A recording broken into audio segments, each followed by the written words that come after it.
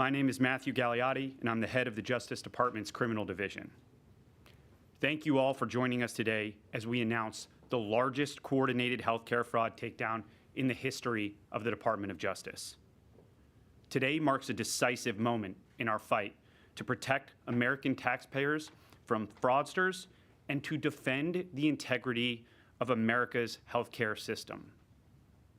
We are announcing today charges against 324 defendants for their alleged participation in healthcare fraud schemes involving approximately $14.6 billion in false claims submitted to Medicare, Medicaid, and other healthcare programs.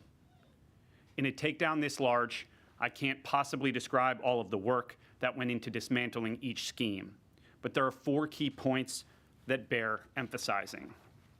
First, let me be clear about what these healthcare fraud schemes mean for every hardworking American family. These criminals didn't just steal someone else's money. They stole from you. Every fraudulent claim, every fake billing, every kickback scheme represents money taken directly from the pockets of American taxpayers who fund these essential programs through their hard work and sacrifice. And when criminals defraud these programs, they're not just committing theft. They're driving up our national deficit and threatening the long-term viability of healthcare for seniors, disabled Americans, and our most vulnerable citizens. This enforcement action involves the seizure of cash, as well as luxury vehicles and properties, returning real money to American taxpayers and to our government healthcare programs. Second, we are seeing a disturbing trend of transnational criminal organizations engaging in increasingly sophisticated and complex criminal schemes that defraud the American healthcare system. As part of this takedown, we've identified and charged defendants operating from Russia, Eastern Europe, Pakistan, and other foreign countries. These individuals have infiltrated our healthcare system to steal American taxpayer dollars. As just one example, we dismantled a scheme involving a sophisticated operation run from Russia and Eastern Europe that strategically bought dozens of medical supply companies in the United States and submitted more than $10 billion in fraudulent healthcare claims to Medicare. To make matters worse, these perpetrators used the stolen identities of more than 1 million Americans spanning all 50 states to perpetrate this scheme and submit these false claims. But I'm pleased to report that federal agents intercepted and arrested key members of that organization at U.S. airports and the U.S.-Mexico border, cutting off their intended escape routes. The days of transnational criminal organizations using the American healthcare programs as their personal piggy bank are over. Third, this takedown resulted in criminal charges against 74 defendants, including medical professionals who fueled America's deadly opioid crisis for personal profit. These are not isolated instances of poor judgment. These are calculated schemes designed to exploit Americans struggling with addiction while enriching the very people who were duty-bound to help them heal. We charged pill mill operators who prescribed unnecessary opioids. We dismantled networks of corrupt pharmacies that existed solely to distribute drugs to addicts and dealers, feeding the addiction crisis that has devastated so many American communities. This is not healthcare. It is a staggering breach of trust. And under my leadership, the Criminal Division will prosecute these criminals as aggressively as we would any drug dealer, because that's exactly what they are.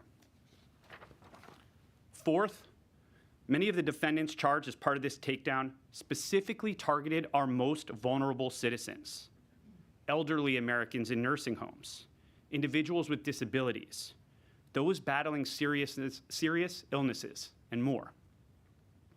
For example, our prosecutors charged 7 defendants, including 5 medical professionals, in connection with approximately $1 billion in fraudulent claims to Medicare and other healthcare benefit programs for performing medically unnecessary skin grafts on dying patients as they were seeking to spend their final days with dignity and peace. That conduct is exactly as callous and disturbing as it sounds. Patients and their families trusted these providers with their lives. Instead of receiving care, they became victims of elaborate criminal schemes. Today's takedown marks a historic day. In addition to the tireless work of our Fraud Section's Healthcare Fraud Unit, this extraordinary effort would not have been possible without the law enforcement agencies with me here today.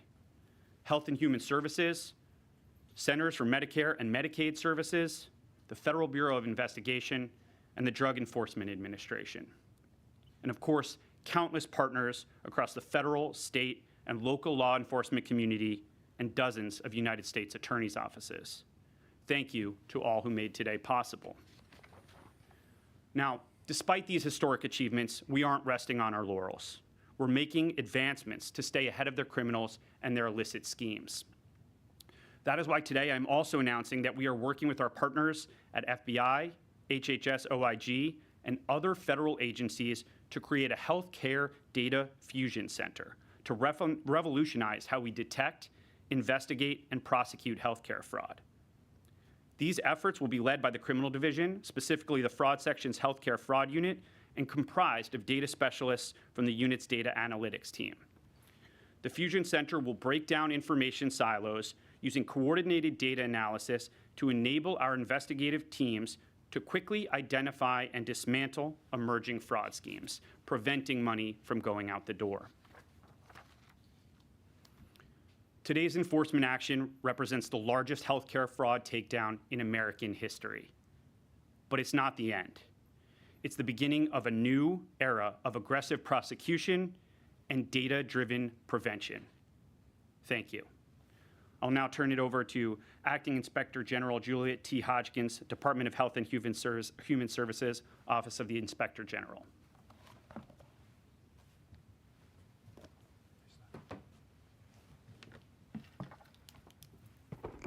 Good morning, and thank you to Mr. Gagliotti and to the Department of Justice for inviting me to join here today. Combating fraud, waste, and abuse in Medicare, Medicaid, and other HHS programs is our mission at the Office of Inspector General. I am proud to be here today representing the tremendous work of our criminal investigations team in this takedown. This unprecedented healthcare fraud takedown is more than twice as large as any past one, having stopped national and global fraud schemes alleged to have resulted in over $14 billion in intended losses. The results announced today were only possible, though, through a strong partnership of federal and state agencies. By working shoulder to shoulder, we harness the best information, tools, and expertise to find criminals, no matter where they hide, and no matter how they try to disguise their crimes. I would especially like to thank DOJ, CMS, FBI, DEA, and our other federal partners that are here today. I would also like to acknowledge the state Medicaid fraud control units, as well as the strong public-private partnership between government and private insurers to combat health fraud.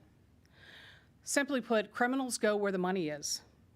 Through information sharing, government and the private sector help each other to more efficiently stop fraud. And under our watch, criminals will not be allowed to enrich themselves with dollars meant to improve the health of Americans. One massive fraud scheme that was charged as a part of today's takedown involved multiple durable medical equipment companies that billed Medicare over $10 billion for equipment that patients did not need or that they never received. The good news for the American people is that the alleged criminals in this scheme never got their hands on most of that Medicare and Medicaid money that they tried to steal. Instead, the government coordinated to use our collective tools and authorities to protect taxpayer dollars. This takedown also demonstrates, though, our commitment to shield Americans from harm.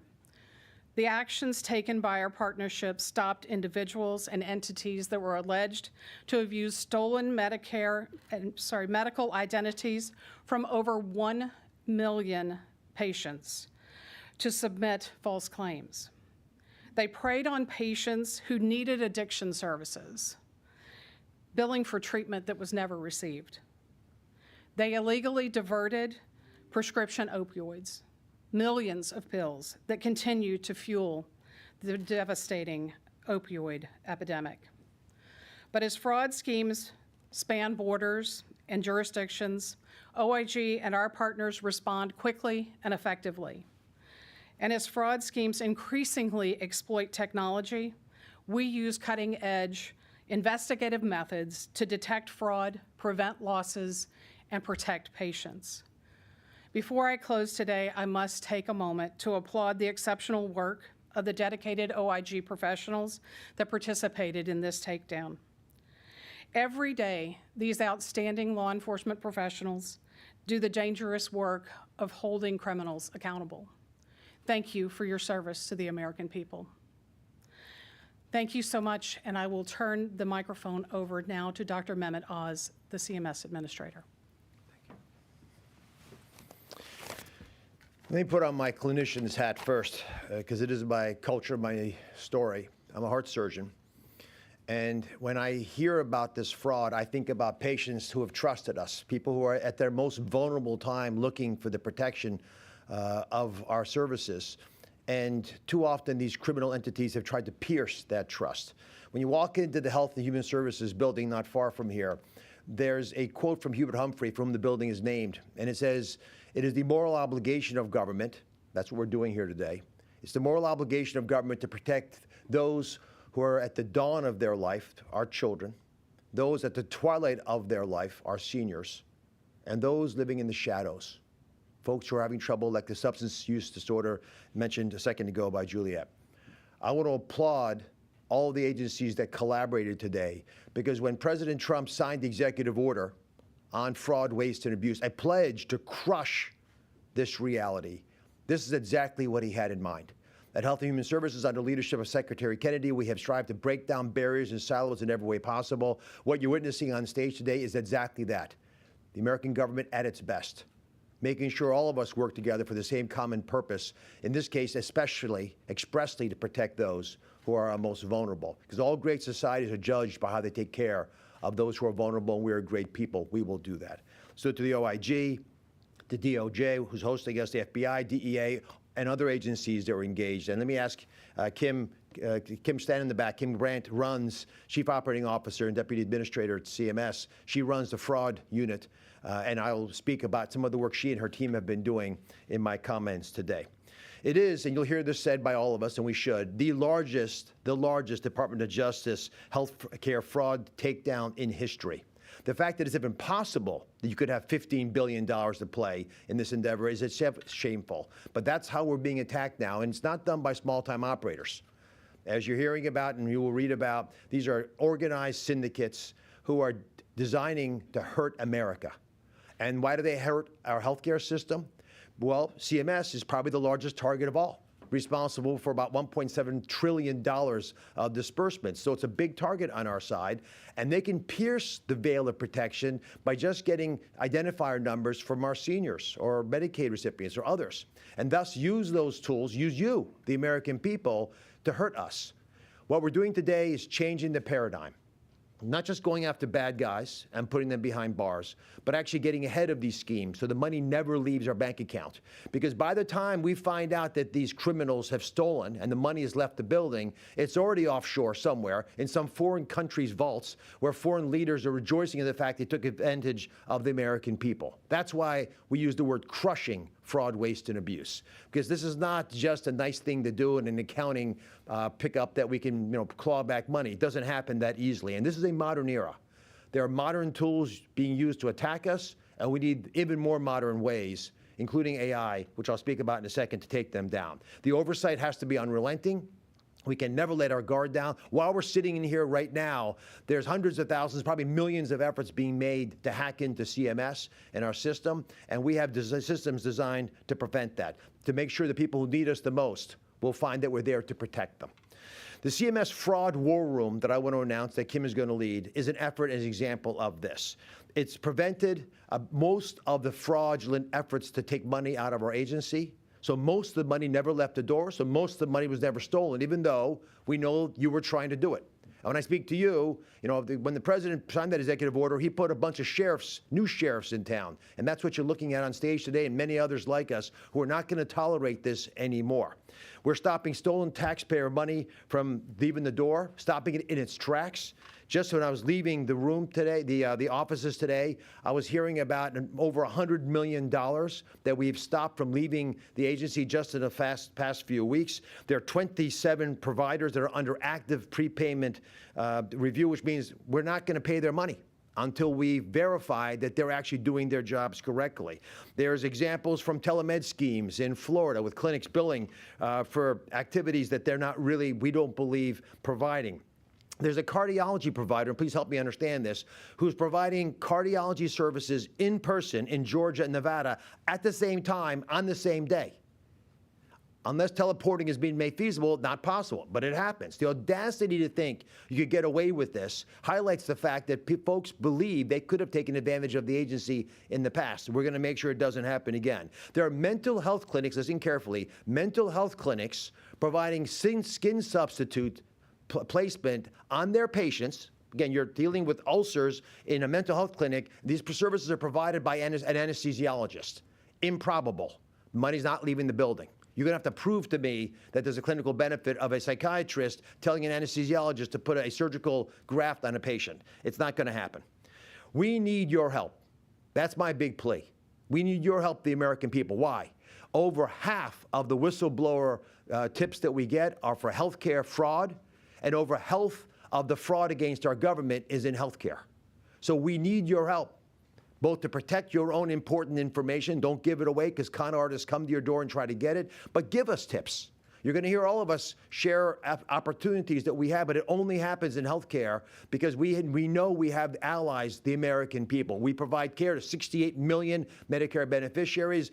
80 million Americans are on Medicaid or CHIP. There's another 20 million on the exchanges. There are a lot of people that will come to help us. So write this down, 1-800-HHS-TIPS. 1-800-HHS-TIPS. We have a URL, obviously, if you go to our website as well. And I'll leave you with one last thought.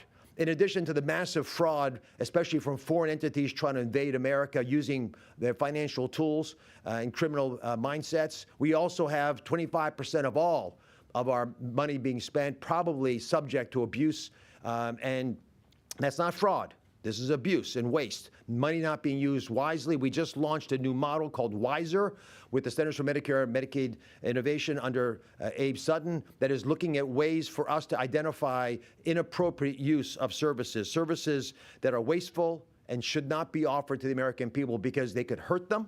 And they're certainly not providing value for these wonderful Americans whose health is being taken advantage of to generate higher savings, higher revenue, rather, for providers. We're not going to tolerate it anymore. And we're going to use data analytics, real-time monitoring, and unhesitating and unwavering pursuit of the law to make sure this happens. I want to thank my colleagues on the stage and their agencies for all the wonderful work you have done. God bless you.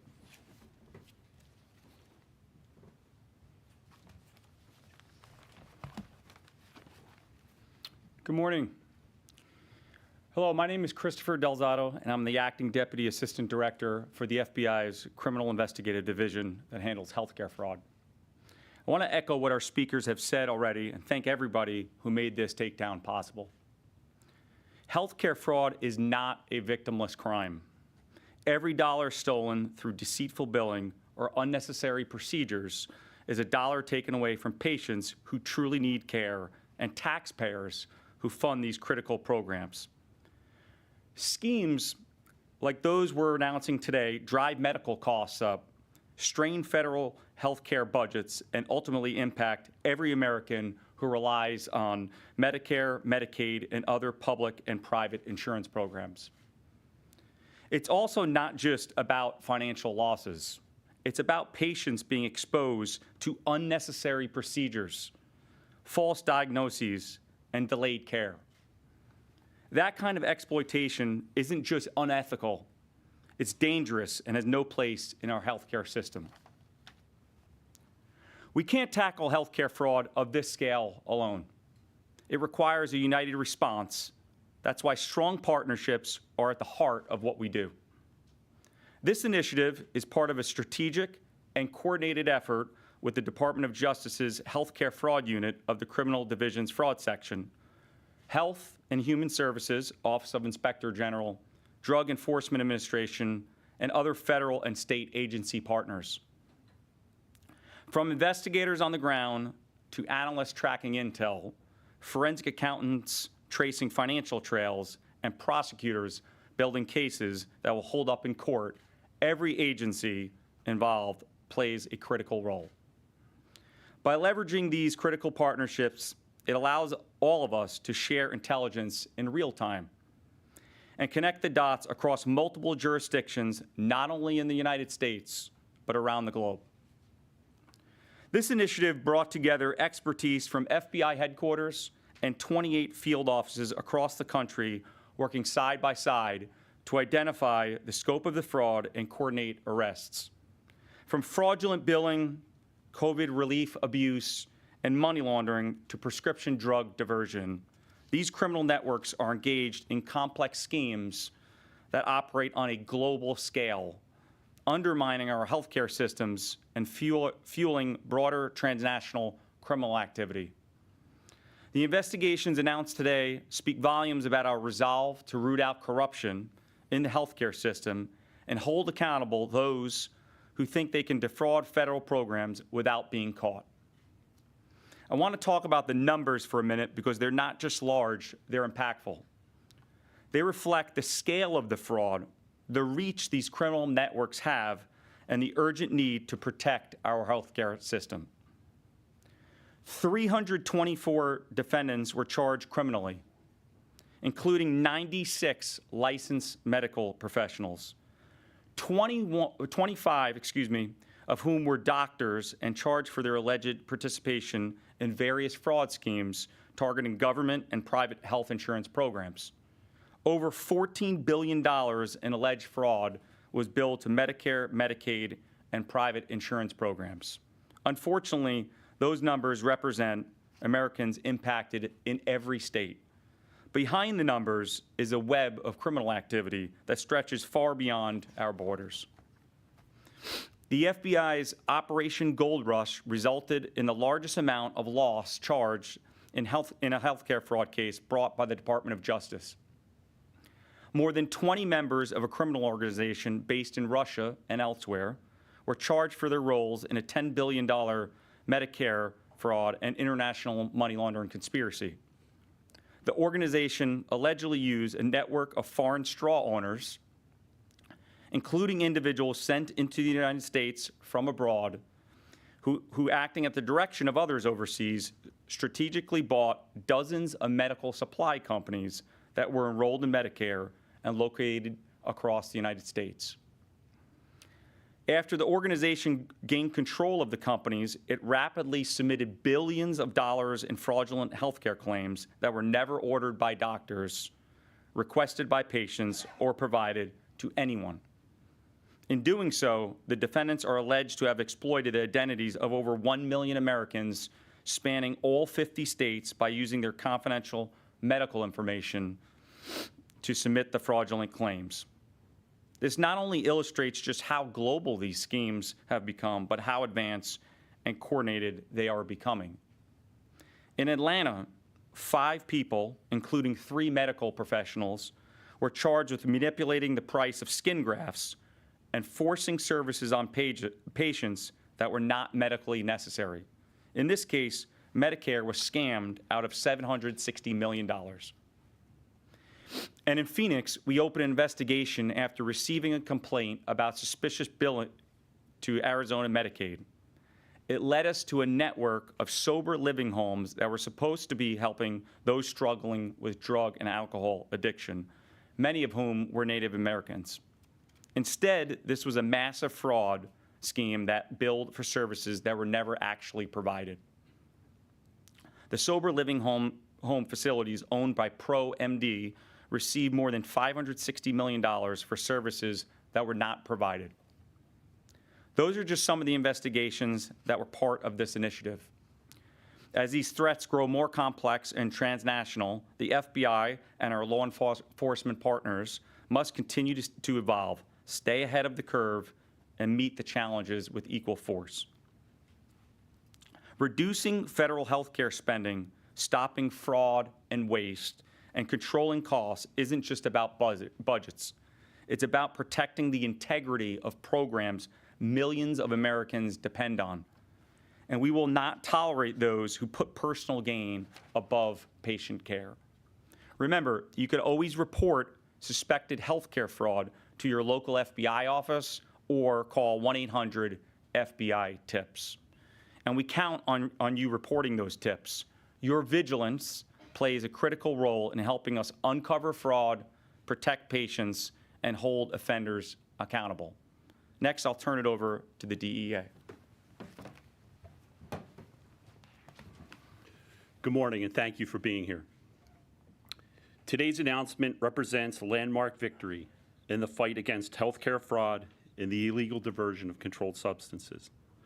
The Drug Enforcement, alongside our partners at the Department of Justice, FBI, HHS, OIG, CMS, and our state and local law enforcement agencies, took part in this unprecedented national takedown that uncovered more than $14.6 billion in intended healthcare fraud, as well as over 15 million controlled substance pills being diverted, a staggering abuse of public trust and public funds.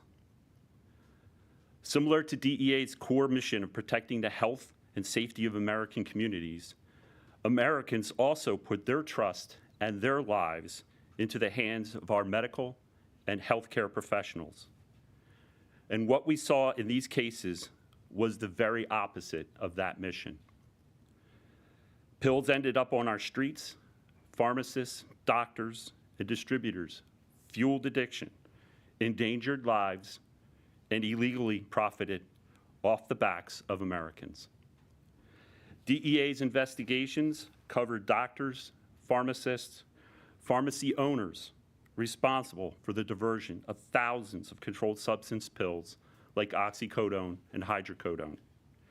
These pills ended up on our streets, in the hands of dealers, and in the path of addiction. In other cases, DEA helped investigate providers who stole opioids intended for their own patients, diverted fentanyl from hospitals, and exploited vulnerable individuals seeking treatment. And we didn't stop there.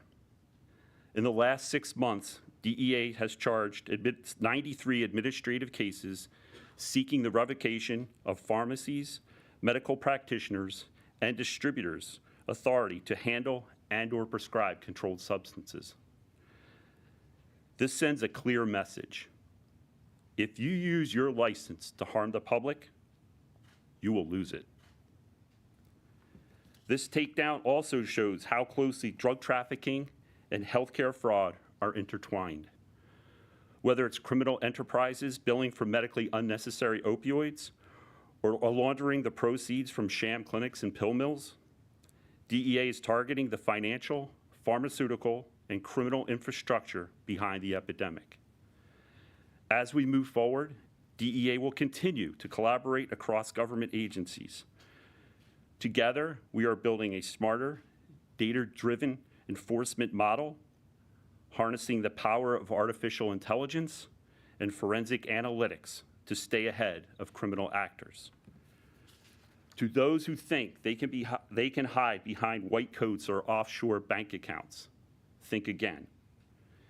DEA remains relentless in our pursuit of those who poison our communities and exploit our healthcare system, all to line their own pockets with profit from others' pain. I, too, want to take a moment to recognize the remarkable work, commitment to healthcare and safety, and dedication of our DEA investigators and all our partners across the nation. Today's takedown is a milestone, but it's not the end. It's the foundation of what comes next. Thank you.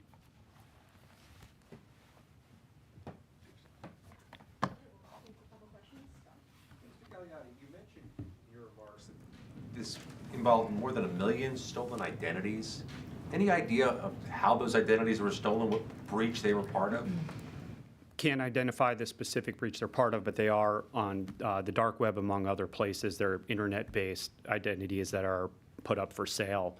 And frankly, what would happen in some of these cases is individuals who were not even seeing a particular doctor for any sort of specific care often got a medical device at their home and reported that. And so their device may have been somewhere on the internet, either from one breach or multiple different breaches, and these are collected by the organizations who then would send devices to individuals who never requested them. Can I offer this? This is a very important point for the American public to hear. They knock on doors, and they'll tell you that they've got something for free, and then they get your number, and they're off to the races. So this is why folks should guard their numbers, especially their Medicare number, very carefully. Question for Dr. Oz, actually. When you talk to anti-fraud experts in the private sector, they say that one of the reasons these transnational groups are targeting government programs to such a massive degree is because it's been relatively easy for them to do that using the stolen identities that you mentioned, because government agencies don't use the same kind of technology that Citibank does, and Amazon does, and Walmart does. It sounded like from what you were saying earlier, you're working to change that. You mentioned AI. Can you talk a little more about that? The WISER model, which is a CMMI model, much of the innovation in Centers for Medicare and Medicaid Services comes specifically from the statutorily created entity of Centers for Medicare and Medicaid Innovation, as the name would state, have already launched a model. It is designed to use artificial intelligence and other more cutting-edge tools to address the fraud that exists in healthcare. And I have just 2 points on this I think are worth remembering. The reason that AI works so well in the financial systems is because bank managers aren't fraudsters usually, so they're not very good at fraud, whereas fraudsters are really good at fraud. So you're asking people who don't study fraud, like in CMS, for example, Amy Brandt does not spend her whole life thinking how to defraud people. So she doesn't think the way a criminal mind might work. So we actually benefit tremendously, has been the case in banking and other transactional businesses, if we can bring these newer technologies to bear. The other reality of healthcare is that we don't really penalize people for doing bad things. When they steal money, and they steal the health of Americans when they steal your money, because they're taking away resources that are vitally needed to take care of vulnerable Americans. When they do that, I think, not just criminal, but morally reprehensible activity, it's often a slap on the wrist. And that's an area where I think we should get more serious. Many of these fraudsters were able to get away literally outside the country, but even the ones we catch sometimes have remarkably impactful opportunities to escape real justice, and we have to change that as well. We also have to be serious. We've got to send a message. That's what today's press conference is about, and I'd love if you could echo that. We are taking this crisis to a whole different level. This is not going to be the same approach to healthcare fraud detection as has been evident certainly for the last few years. You mentioned that the intended loss was north of $14 billion. Can you say what the actual loss was? $2.9 billion. I wanted to follow up about the rise in these foreign actors that you're seeing participate in these schemes.